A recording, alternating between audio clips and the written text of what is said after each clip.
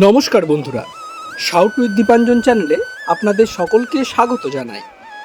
আপনারা শুনছেন শ্রীম কথিত শ্রী শ্রী রামকৃষ্ণ কথামৃত। আজ ৮১তম পর্ব নিয়ে আপনাদের কাছে চলে এসেছি। চলুন আজকের পর্বটি শুরু করা যাক। তব কথামৃতং তপ্ত জীবনং কবিভিরীরিতং কল্মষাপহম শ্রবণমঙ্গলং শ্রীমদাততং ভুবি গৃণন্তি যে ভুরিদা জনা। দ্বিতীয় পরিচ্ছেদ, দক্ষিণেশ্বরে মণিরামপুর ও বেলঘরের ভক্ত সঙ্গে। শ্রীরামকৃষ্ণ কথিত নিজ চরিত। ঠাকুর শ্রী রামকৃষ্ণ দক্ষিণেশ্বর মন্দিরে নিজের ঘরে কখনো দাঁড়াইয়া কখনো বসিয়া ভক্ত সঙ্গে কথা কহিতেছেন। আজ রবিবার 10ই জুন 1883 খ্রিস্টাব্দ, জ্যৈষ্ঠ শুক্লা পঞ্চমী, বেলা 10টা হইবে। রাখাল, মাস্টার, লাটু, কিশোরী, রামলাল, হাজরা প্রভৃতি অনেকেই আছেন। ঠাকুর নিজের চরিত্র পূর্ব কাহিনী বর্ণনা করিতেছেন। শ্রীরামকৃষ্ণ ভক্তদের প্রতি: ও দেশে ছেলেবেলায় আমায় পুরুষ মেয়ে সকলে ভালোবাসত, আমার গান শুনত, আবার লোকদের নকল করতে পারতুম, সেই সব দেখত ও শুনত। তাদের বাড়ির বউরা আমার জন্য খাবার জিনিস রেখে দিত, কিন্তু কেউ অবিশ্বাস করত না, সকলে দেখত যেন বাড়ির ছেলে। কিন্তু সুখের পায়রা ছিলুম, বেশ ভালো সংসার দেখলে আনাগোনা করতুম, যে বাড়িতে দুঃখ বিপদ দেখতুম সেখান থেকে পালাতুম। ছোকরাদের ভিতর দু একজন ভালো লোক দেখলে খুব ভাব করতুম, কারুর সঙ্গে সাঙাত পাতাতুম। কিন্তু এখন তারা ঘোর বিষয়ী। এখন তারা কেউ কেউ এখানে আসে, এসে বলে, ও মা, পাঠশালেও যেমন দেখেছি এখানেও ঠিক তাই দেখছি। পাঠশালে শুভঙ্করী আঁক ধাঁধা লাগতো, কিন্তু চিত্র বেশ আঁকতে পারতুম, আর ছোট ছোট ঠাকুর বেশ গড়তে পারতুম। Fond of charitable houses and of Ramayana and Mahabharata.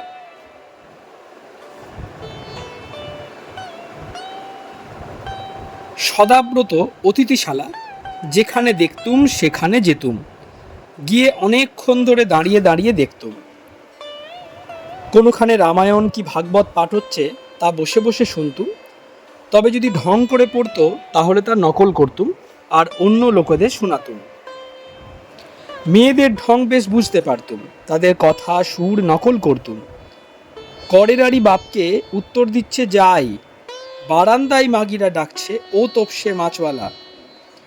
নষ্ট মেয়ে বুঝতে পারতুম, বিধবা সোজা শীতে কেটেছে আর খুব অনুরাগের সহিত গায়ে তেল মাখছে, লজ্জা কম, বসবার রকমই আলাদা। থাক বিষয়ীদের কথা। রামলালকে গান গাহিতে বলিতেছেন। শ্রীযুক্ত রামলাল গান গাহিতেছেন। 1. কে রণে নাচিছে বামা নিরদ বরণী, শোনিত সায়রে যেন ভাসিছে নবনলিনী। এবার রামলাল রাবণ বধের পর মন্দোদরীর বিলাপ গান গাইতেছেন। 2. কি করিলে হে কান্ত, অবলারী প্রাণ কান্ত, হয় না শান্ত এ প্রাণান্ত বিনে, হয়ে কর্তা কনক রাজ্যে আজ্যে ধরা সজ্জে, এ দেখে তোমার ভাজ্যে ধৈর্য হয় কেমনে। ওজার জম করে দাসত্ব এমনই আধিপত্য, স্বর্গ মর্ত মাঝে কারু দেখিনে। ইন্দ্রাদিরও ঠাকুরানী তোমার আজ সে রানী, হলাম কাঙালিনী এখন এ ভুবনে। নবীন জটাধারী বিপিন বিহারী, সব হারালে তাই মনুষ্য জ্ঞানে।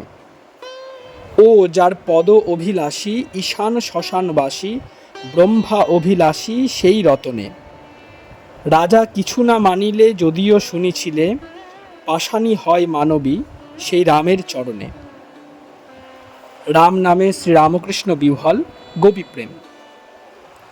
শেষ গানটি শুনিতে শুনিতে ঠাকুর অশ্রু বিসর্জন করিতেছেন আর বলিতেছেন, আমি ঝাউতলায় বাহ্যে করতে গিয়ে শুনেছিলাম নৌকার মাঝি নৌকাতে ওই গান গাচ্ছে। ঝাউতলায় যতক্ষণ বসেছিলাম খালি কেঁদেছি। আমাকে ধরে ধরে ঘরে নিয়ে এলো।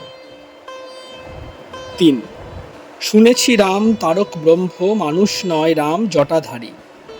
পিতে কি নাসিতে বংশ, শীতে তার করেছ চুরি।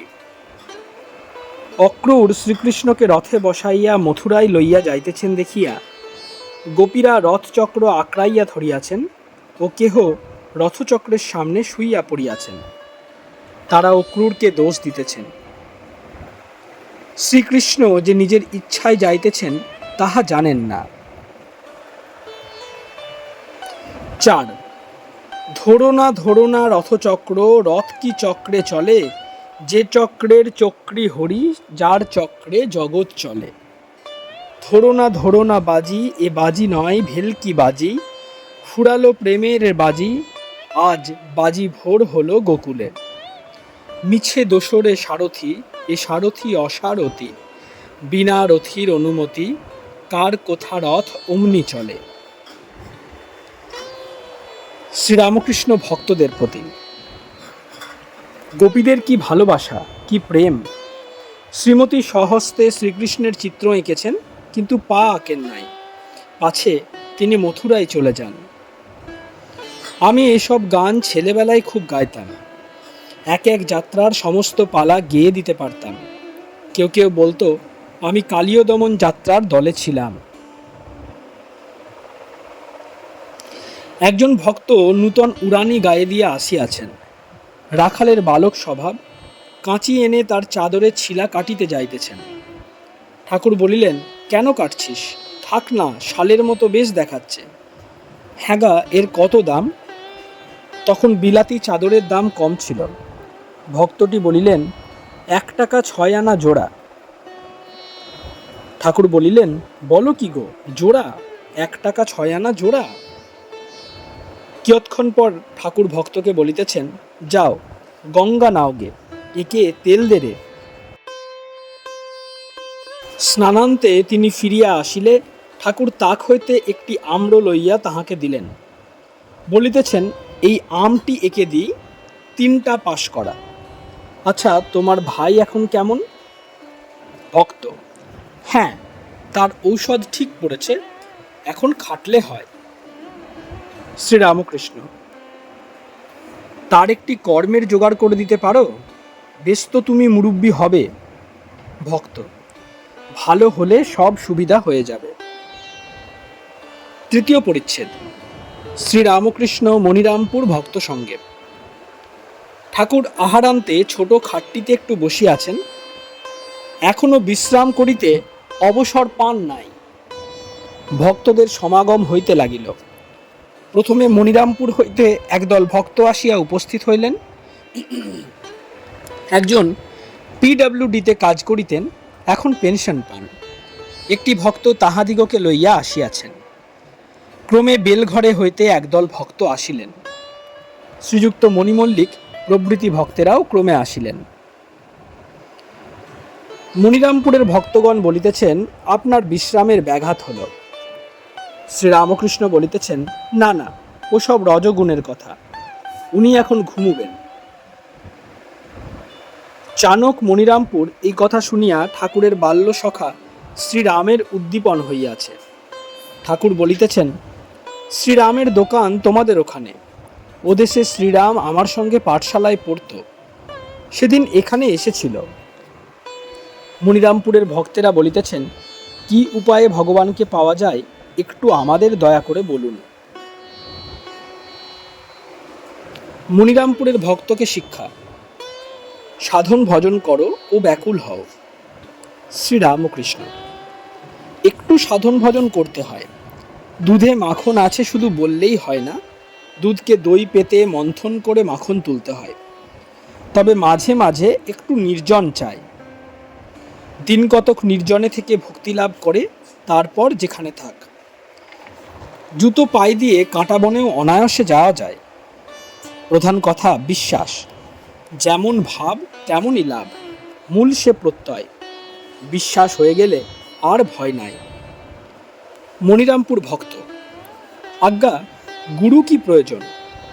শ্রীরামকৃষ্ণ: অনেকের প্রয়োজন আছে, তবে গুরু বাক্যে বিশ্বাস করতে হয়। আচার্যবান পুরুষ বেদ, গুরুকে ঈশ্বর জ্ঞান করলে তবে হয়। তাই বৈষ্ণবেরা বলে গুরু কৃষ্ণ বৈষ্ণব, তার নাম সর্বদাই করতে হয়, কলিতে নাম মাহাত্ম্য। অন্নগত প্রাণ তাই যোগ হয় না, তার নাম করে হাততালি দিলে পাপ পাখি পালিয়ে যায়। সৎসঙ্গ সর্বদাই দরকার। গঙ্গার যত কাছে যাবে ততই শীতল হাওয়া পাবে, অগ্নির যত কাছে যাবে ততই উত্তাপ পাবে। ঢিমে তেতালা হলে হয় না। যাদের সংসারে ভোগের ইচ্ছা আছে তারা বলে হবে, কখনো না কখনো ঈশ্বরকে পাবে। আমি কেশব সেনকে বলেছিলাম, ছেলেকে ব্যাকুল দেখলে তার বাপ 3 বৎসর আগেই তার হিস্সে ফেলে দেয়। মা রাঁধছে, কোলের ছেলে শুয়ে আছে, মা মুখে চুষি দিয়ে গেছে, যখন চুষি ফেলে চিৎকার করে ছেলে কাঁদে তখন মা হাঁড়ি নামিয়ে ছেলেকে কোলে করে মাই দেয়। এইসব কথা কেশব সেনকে বলেছিলাম। কলিতে বলে, 1 দিন 1 রাত কাঁদলে ঈশ্বর দর্শন হয়। মনে অভিমান করবে আর বলবে তুমি আমাকে সৃষ্টি করেছো, দেখা দিতে হবে। সংসারেই থাকো আর যেখানেই থাকো, ঈশ্বর মনটি দেখেন। বিষয়াসক্ত মন যেমন ভিজে দেশলাই, যত ঘষো জ্বলে না। একলব্য মাটির দ্রোণ অর্থাৎ নিজের গুরুর মূর্তি সামনে রেখে বাণ শিক্ষা করেছিল। এগিয়ে পড়ো। কাঠুরে এগিয়ে গিয়ে দেখেছিল চন্দন কাঠ, রূপার খনি, সোনার খনি, আরও এগিয়ে গিয়ে দেখলে হীরামানিক। যারা অজ্ঞান তারা যেন মাটির দেওয়ালের ঘরের ভিতর রয়েছে। ভিতরে তেমন আলো নাই, আবার বাহিরের কোনো জিনিস দেখতে পাচ্ছে না। জ্ঞান লাভ করে যে সংসারে থাকে সে যেন কাচের ঘরের ভিতর আছে, ভিতরে আলো, বাহিরেও আলো। ভিতরের জিনিসও দেখতে পায় আর বাহিরের জিনিসও দেখতে পায়। ব্রহ্ম ও জগন্মাতা এক। এক বই আর কিছু নাই। সেই পরব্রহ্ম আমি যতক্ষণ রেখে দেন ততক্ষণ দেখান যে আদ্যাশক্তিরূপে সৃষ্টি স্থিতি প্রলয় করছেন। যিনি ব্রহ্ম তিনি আদ্যাশক্তি। একজন রাজা বলেছিল যে আমায় এক কথায় জ্ঞান দিতে হবে। যোগী বললে, আচ্ছা তুমি এক কথাতেই জ্ঞান পাবে। খানিকক্ষণ পরে রাজার কাছে হঠাৎ একজন জাদুকর এসে উপস্থিত। রাজা দেখলে সে এসে কেবল 2টো আঙুল ঘোরাচ্ছে আর বলছে, রাজা এই দেখো, এই দেখো। রাজা অবাক হয়ে দেখছে। খানিকক্ষণ পরে দেখে 2টো আঙুল 1টা আঙুল হয়ে গেছে। জাদুকর 1টা আঙুল ঘোরাতে ঘোরাতে বলছে, রাজা এই দেখো, রাজা এই দেখো। অর্থাৎ ব্রহ্ম আর আদ্যাশক্তি প্রথম 2টো বোধ হয়, কিন্তু ব্রহ্ম জ্ঞান হলে আর 2টো থাকে না, অভেদ, এক। যে একের 2 নাই, অদ্বৈতম। চতুর্থ পরিচ্ছেদ, বেলঘরের ভক্ত সঙ্গে। বেলঘর হইতে গোবিন্দ মুখোপাধ্যায় প্রমুখ ভক্তেরা আসিয়াছেন। ঠাকুর যেদিন তাহার বাটিতে শুভাগমন করিয়াছিলেন সেদিন গায়কের জাগো জাগো জননী এই গান শুনিয়া সমাধিস্থ হইয়াছিলেন। গোবিন্দ সেই গায়কটিকেও আনিয়াছেন। ঠাকুর গায়ককে দেখিয়া আনন্দিত হইয়াছেন ও বলিতেছেন, তুমি কিছু গান করো। গায়ক গাইতেছেন, 1 দোষ কারু নয় গোমা, আমি সখাত সলিলে ডুবে মরি শ্যামা। 2 ছুসনারে সমন আমার জাত গিয়েছে, যদি বলিস ওরে সমন জাত গেল কিসে, কেলে সর্বনাশী আমায় সন্ন্যাসী করেছে। রাগিনী মুলতান। 3 জাগো জাগো জননী, মূলাধারে নিদ্রাগত, কতদিন গত হলো কুলকুণ্ডলিনী। সকার্য সাধনে চলো মা শির মধ্যে, পরম শিব যথা সহস্র দল পদ্মে। করি শটচক্র ভেদ, ঘুচাও মনের খেদ, চৈতন্য রূপিণী। শ্রীরামকৃষ্ণ। এই গানে শটচক্র ভেদের কথা আছে। ঈশ্বর বাহিরেও আছেন, অন্তরেও আছেন। তিনি ভিতর থেকে মনের নানা অবস্থা করছেন। শটচক্র ভেদ হলে মায়ার রাজ্য ছাড়িয়ে জীবাত্মা পরমাত্মার সঙ্গে এক হয়ে যায়। এরই নাম ঈশ্বর দর্শন। মায়া দ্বার ছেড়ে না দিলে ঈশ্বর দর্শন হয় না। রাম, লক্ষ্মণ আর সীতা একসঙ্গে যাচ্ছেন। সকলের আগে রাম, মধ্যে সীতা, পশ্চাতে লক্ষ্মণ। যেমন সীতা মাঝে থাকাতে লক্ষ্মণ রামকে দেখতে পাচ্ছেন না, তেমনি মাঝে মায়া থাকাতে জীব ঈশ্বরকে দর্শন করতে পারছে না। মণিমল্লিকের প্রতি তবে ঈশ্বরের কৃপা হলে মায়া দ্বার ছেড়ে দেন। যেমন দারোয়ানরা বলে, বাবু হুকুম করে দিন, ওকে দ্বার ছেড়ে দিচ্ছি। বেদান্ত মত আর পুরাণ মত। বেদান্ত মতে বলে এই সংসার ধোঁকার টাটি, অর্থাৎ জগৎ সব ভুল, স্বপ্নবৎ। কিন্তু পুরাণ মত বা ভক্তিশাস্ত্র বলে যে ঈশ্বরই চতুর্বিংশতি তত্ত্ব হয়ে রয়েছেন, তাকে অন্তরে বাহিরে পূজা করো। যতক্ষণ আমি বোধ তিনি রেখেছেন ততক্ষণ সবই আছে, আর স্বপ্নবৎ বলবার জো নাই।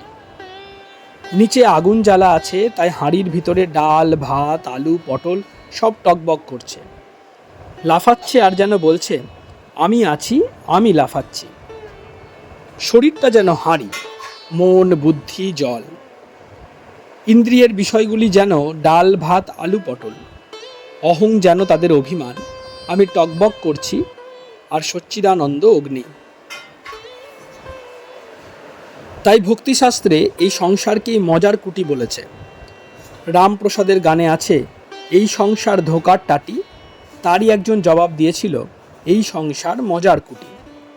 কালীর ভক্ত জীবন মুক্ত, নিত্যানন্দময়। ভক্ত দেখে যিনি ঈশ্বর তিনি মায়া হয়েছেন, তিনি জীব জগৎ হয়েছেন। ঈশ্বর, মায়া, জীব জগৎ এক দেখে। কোনো কোনো ভক্ত সমস্ত রামময় দেখে, রামই সব হয়ে রয়েছেন। কেউ রাধাকৃষ্ণময় দেখে, কৃষ্ণই এই চতুর্বিংশতি তত্ত্ব হয়ে রয়েছেন। সবুজ চশমা পড়লে যেমন সব সবুজ দেখে। তবে ভক্তিমতে শক্তি বিশেষ। রামই সব হয়ে রয়েছেন, কিন্তু কোনোখানে বেশি শক্তি আর কোনোখানে কম শক্তি। অবতারেতে তিনি একরকম প্রকাশ, আবার জীবেতে একরকম। অবতারেরও দেহ বুদ্ধি আছে, শরীর ধারণে মায়া। সীতার জন্য রাম কেঁদেছিলেন, তবে অবতার ইচ্ছা করে নিজের চোখে কাপড় বাঁধে, যেমন ছেলেরা কানামাছি খেলে, কিন্তু মা ডাকলেই খেলা থামায়। জীবের আলাদা কথা। যে কাপড়ে চোখ বাঁধা, সেই কাপড়ের পিঠে 8টা স্ক্রু রূপ দিয়ে বাঁধা, অষ্টপাশ। লজ্জা, ঘৃণা, ভয়, জাতি, কুল, শীল, শোক, জুগুপ্সা অর্থাৎ নিন্দা, এই অষ্টপাশ। গুরু না খুলে দিলে হয় না। পঞ্চম পরিচ্ছেদ। বেলঘরের ভক্তকে শিক্ষা, ব্যাকুল হয়ে আরজি করো, ঠিক ভক্তের লক্ষণ। বেলঘরের ভক্ত, আপনি আমাদের কৃপা করুন। শ্রীরামকৃষ্ণ, সকলের ভিতরেই তিনি রয়েছেন, তবে গ্যাস কোম্পানিকে আরজি করো, তোমার ঘরের সঙ্গে যোগ হয়ে যাবে। তবে ব্যাকুল হয়ে আরজি করতে হয়। এমনই আছে 3 টান একসঙ্গে হলে ঈশ্বর দর্শন হয়। সন্তানের উপর মায়ের টান, সতী স্ত্রীর স্বামীর উপর টান, আর বিষয়ের বিষয়ের উপর টান। ঠিক ভক্তের লক্ষণ আছে। গুরুর উপদেশ শুনে স্থির হয়ে থাকে। বেহুলার গানের কাছে জাত সাপ স্থির হয়ে শোনে, কিন্তু কেউটে নয়। আরেকটি লক্ষণ, ঠিক ভক্তের ধারণা শক্তি হয়। শুধু কাচের উপর ছবির দাগ পড়ে না, কিন্তু কালি মাখানো কাচের উপর ছবি ওঠে, যেমন ফটোগ্রাফ। ভক্তিরূপ কালী। আরেকটি লক্ষণ, ঠিক ভক্ত জিতেন্দ্রিয় হয়, কামজয়ী হয়। গোপীদের কাম হতো না। তা তোমরা সংসারে আছো, তাহলেই বা এতে সাধনের আরও সুবিধা। যেমন কেল্লা থেকে যুদ্ধ করা। যখন সব সাধন করে, মাঝে মাঝে সবটা হাঁ করে ভয় দেখায়। তাই চাল, ছোলা ভাজা রাখতে হয়, তার মুখে মাঝে মাঝে দিতে হয়। সবটা ঠান্ডা হলে তবে নিশ্চিন্ত হয়ে জপ করতে পারবে। তাই পরিবারদের ঠান্ডা রাখতে হয়, তাদের খাওয়া দাওয়ার জোগাড় করে দিতে হয়, তবে সাধন ভজনের সুবিধা হয়। যাদের ভোগ একটু বাকি আছে তারা সংসারে থেকেই ডাকে ডাকবে। নিতাইয়ের ব্যবস্থা ছিল। মাগুর মাছের ঝোল, ঘোর যুবতীর কোল, বল হরি বল। ঠিক ঠিক ত্যাগীর আলাদা কথা। মৌমাছি ফুল বই আর কিছুতেই বসবে না। চাতকের কাছে সব জল ধুর, কোনো জল খাবে না, কেবল স্বাতী নক্ষত্রের বৃষ্টির জন্য হাঁ করে আছে। ঠিক ঠিক ত্যাগী অন্য কোনো আনন্দ নেবে না, কেবল ঈশ্বরেই আনন্দ। মৌমাছি কেবল ফুলে বসে, ঠিক ঠিক ত্যাগী সাধু যেন মৌমাছি। গৃহী ভক্ত যেন এইসব মাছি, সন্দেশেও বসে আবার পচা ঘায়েও বসে। তোমরা এত কষ্ট করে এখানে এসেছো, তোমরা ঈশ্বরকে খুঁজে বেড়াচ্ছ। সব লোক বাগান দেখেই সন্তুষ্ট। বাগানের কর্তার অনুসন্ধান করে দু একজন। জগতের সৌন্দর্যই দেখে, কর্তাকে খোঁজে না। হঠযোগ, রাজযোগ ও বেলঘরের ভক্ত, শঠচক্রভেদ ও সমাধি। গায়ককে দেখাইয়া ইনি শঠচক্রের গান গাইলেন। সেসব যোগের কথা, হঠযোগ আর রাজযোগ। হঠযোগী শরীরের কতকগুলো কসরত করে উদ্দেশ্য সিদ্ধায়, দীর্ঘ আয়ু হবে, অষ্টসিদ্ধি হবে, এই সব উদ্দেশ্য। রাজযোগের উদ্দেশ্য ভক্তি, প্রেম, জ্ঞান, বৈরাগ্য। রাজযোগই ভালো। বেদান্তের সপ্তভূমি আর যোগশাস্ত্রের শঠচক্র অনেক মেলে। বেদের প্রথম 3 ভূমি আর ওদের মূলাধার স্বাধিষ্ঠান মণিপুর। এই 3 ভূমিতে গুহ্য, লিঙ্গ, নাভিতে মনের বাস। মন যখন চতুর্থ ভূমিতে ওঠে, অর্থাৎ অনাহত পদ্মে, জীবাত্মাকে তখন শিখার ন্যায় দর্শন হয় আর জ্যোতি দর্শন হয়। সাধক বলে, এ কি, এ কি? পঞ্চম ভূমিতে মন উঠলে কেবল ঈশ্বরের কথাই শুনতে ইচ্ছা হয়। এখানে বিশুদ্ধ চক্র। ষষ্ঠ ভূমি আর আজ্ঞাচক্র এক। সেখানে মন গেলে ঈশ্বর দর্শন হয়। কিন্তু যেমন লণ্ঠনের ভিতর আলো ছুঁতে পারে না, মাঝে কাচ ব্যবধান আছে বলে। জনক রাজা পঞ্চম ভূমি থেকে ব্রহ্মজ্ঞানের উপদেশ দিতেন। তিনি কখনো পঞ্চম ভূমি, কখনো ষষ্ঠ ভূমিতে থাকতেন। শঠচক্র ভেদের পর সপ্তম ভূমি। মন সেখানে গেলে মনের লয় হয়, জীবাত্মা পরমাত্মা এক হয়ে যায়, সমাধি হয়। দেহ বুদ্ধি চলে যায়, বাহ্য শূন্য হয়, নানা জ্ঞান চলে যায়, বিচার বন্ধ হয়ে যায়। ত্রৈলঙ্গ স্বামী বলেছিল, বিচারে অনেক বোধ হচ্ছে, নানা বোধ হচ্ছে। সমাধির পর শেষে 21 দিনে মৃত্যু হয়। কিন্তু কুলকুণ্ডলিনী জাগরণ না হলে চৈতন্য হয় না। ঈশ্বর দর্শনের লক্ষণ। যে ঈশ্বর লাভ করেছে তার লক্ষণ আছে। সে হয়ে যায় বালকবৎ, উন্মাদবৎ, জড়বৎ, পিশাচবৎ। আর তার ঠিক বোধ হয় আমি যন্ত্র আর তিনি যন্ত্রী, তিনি কর্তা আর সকলেই অকর্তা। শিখরা যেমন বলেছিল, পাতাটি নড়ছে সেও ঈশ্বরের ইচ্ছা, রামের ইচ্ছাতেই সব হচ্ছে, এই বোধ। তাঁতি যেমন বলেছিল, রামের ইচ্ছাতেই কাপড়ের দাম 1 টাকা 6 আনা। রামের ইচ্ছাতেই ডাকাতি হলো, রামের ইচ্ছাতেই ডাকাত ধরা পড়ল। রামের ইচ্ছাতেই আমাকে পুলিশ নিয়ে গেল, আবার রামের ইচ্ছাতেই আমাকে ছেড়ে দিল। সন্ধ্যা আগত প্রায়। ঠাকুর একবারও বিশ্রাম করেন নাই। ভক্ত সঙ্গে অবিশ্রান্ত হরিকথা হইতেছে। এবার মনিরামপুর ও বেলঘরের ভক্তেরা ও অন্যান্য ভক্ত তাহাকে ভূমিষ্ঠ হইয়া প্রণাম করিয়া ঠাকুর বাড়িতে ঠাকুরদের দর্শন করিয়া নিজ নিজ স্থানে প্রত্যাগমন করিতেছেন। সপ্তম খণ্ড, প্রথম পরিচ্ছেদ।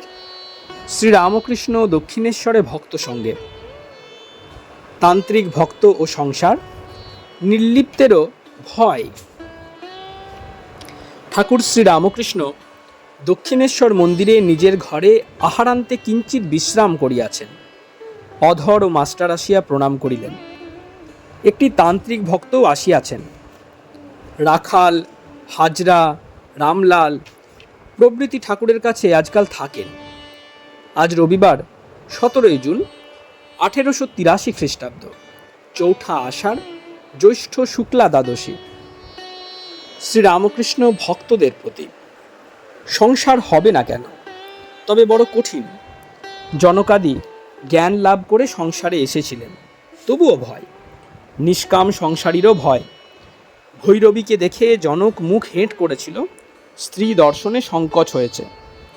ভৈরবী বললে, জনক, তোমার দেখছি এখনো জ্ঞান হয় নাই, তোমার এখনো স্ত্রী পুরুষ বোধ রয়েছে।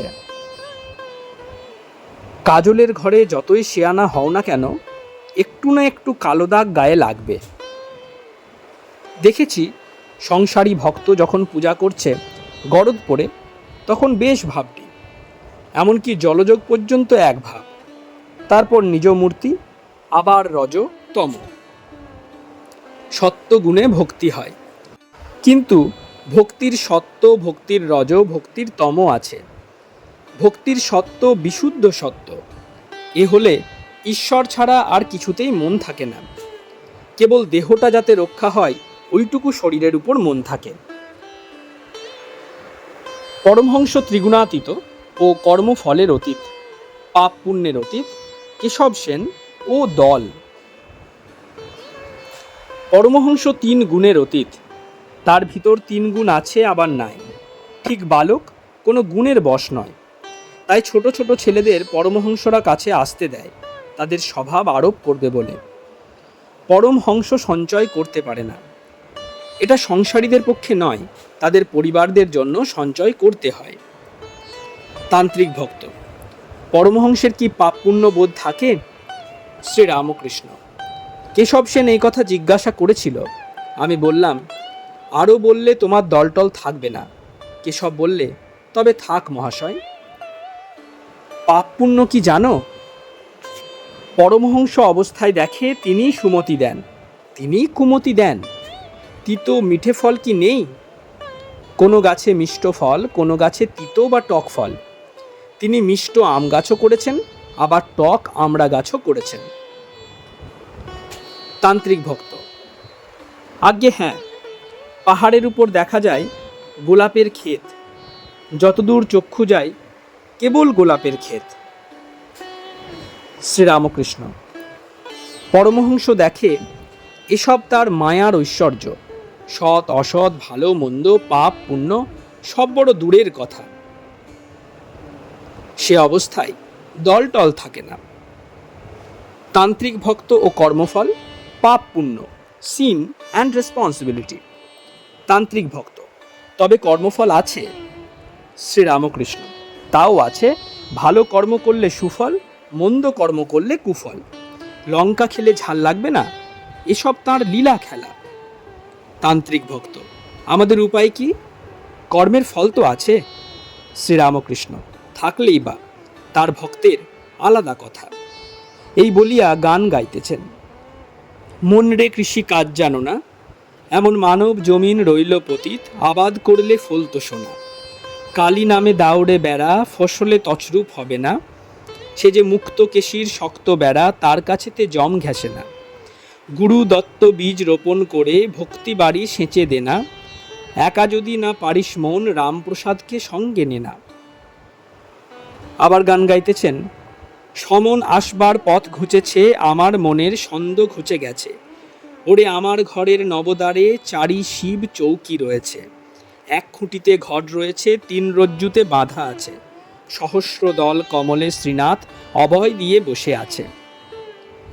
কাশীতে ব্রাহ্মণী মরুক আর বেশ্যাই মরুক, শিব হবে। যখন হরি নামে, কালী নামে, রাম নামে চক্ষে জল আসে, তখনই সন্ধ্যা কবচাদির কিছুর প্রয়োজনই নাই। কর্ম ত্যাগ হয়ে যায়, কর্মের ফল তার কাছে যায় না। ঠাকুর আবার গান গাইতেছেন। ভাবিলে ভাবের উদয় হয়, যেমন পাপ তেমনই লাভ, মূল সে প্রত্যয়। কালীপদ সুধার হ্রদে চিত্ত যদি রয়, যদি চিত্ত ডুবে রয়, তবে পূজা হোম যাগযজ্ঞ কিছুই কিছু নয়। ঠাকুর আবার গান গাইতেছেন।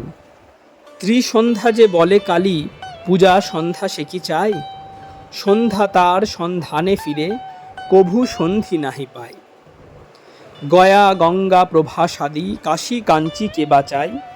কালী কালী কালী বলে আমার অজপা যদি ফুরায়। তাতে মগ্ন হলে আর অসৎ বুদ্ধি পাপ বুদ্ধি থাকে না। তান্ত্রিক ভক্ত: আপনি যা বলেছেন বিদ্যার আমি থাকে। শ্রীরামকৃষ্ণ: বিদ্যার আমি, ভক্তের আমি, দাস আমি, ভালো আমি থাকে, বজ্জাত আমি চলে যাই। হাস্য। তান্ত্রিক ভক্ত: আজ্ঞা, আমাদের অনেক সংশয় চলে গেল। শ্রীরামকৃষ্ণ: আত্মার সাক্ষাৎকার হলে সব সন্দেহ ভঞ্জন হয়।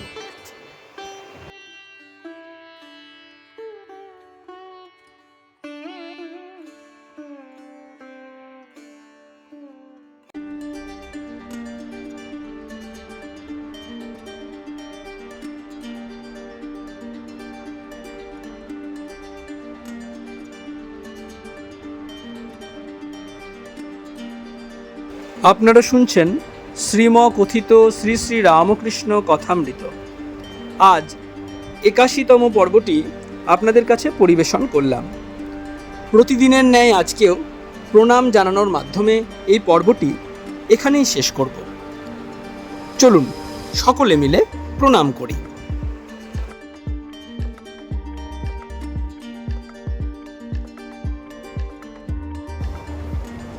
নিরঞ্জনং নিত্যমনন্তরূপং ভক্তানুকম্পা ধৃতবিগ্রহং বৈ ঈশাবতারং পরমেশমিডং তং রামকৃষ্ণং শিরসা নমামি।